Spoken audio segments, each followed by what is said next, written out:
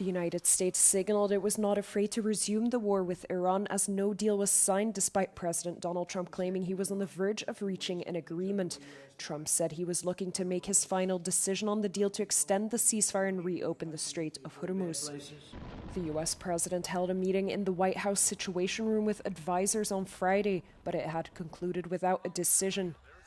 Meanwhile, U.S. Defense Secretary Pete Hegseth said Washington could restart the war if it wanted to. Our ability to recommence if necessary is we are more than capable. Our stockpiles are more than suited for that, both there and around the globe, because of how we balance exquisite and more plentiful munitions. So we're in a very good place. Trump said the deal must adhere to some of his red lines, including that Tehran should never be able to develop nuclear weapons. Iran, on its end, has pushed back against this requirement. Tehran has repeatedly claimed its nuclear program is peaceful and for civilian purposes only. Vasil Opinica is 87 years old. He lives in Galați in Romania, nearby the building which was struck by a Russian drone on Friday. From his apartment on the 10th floor, he now regularly scans the sky and the surroundings out of fear for a new incident. Ne temem, sigur că da, dar mai ales ce s-a întâmplat acum și nu este prima dată. N-am unde să mă duc decât sub masă care nu are nicio chestie.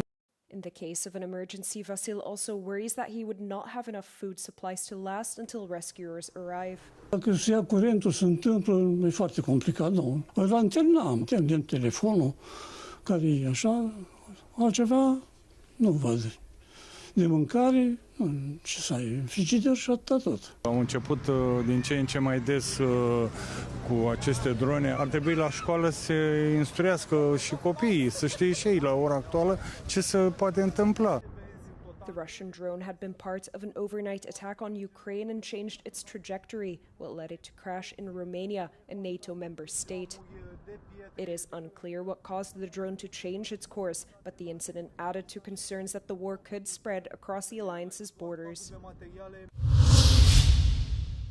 Voters in Malta have cast their ballots on Saturday in a snap general election called by Prime Minister Robert Abela. Malta, the smallest EU nation, is at the same time the fastest growing economically, and that's what Abela trusts will secure him and his Labour Party a record fourth term. Opinion polls put him comfortably ahead, with his campaign focusing heavily on economic stability and on shielding the small Mediterranean nation from global crisis.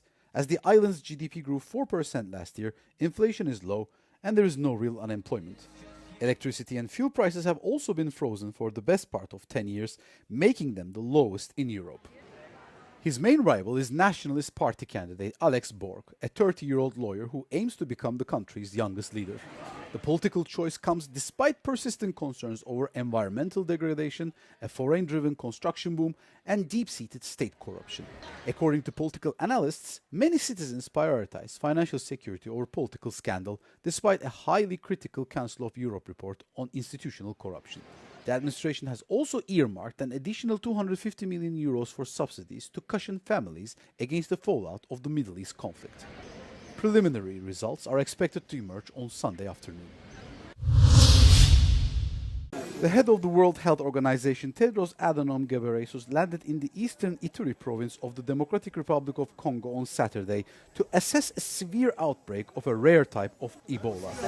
The high-level diplomatic intervention comes as the highly contagious hemorrhagic fever spreads across 3 eastern provinces and into neighboring Uganda.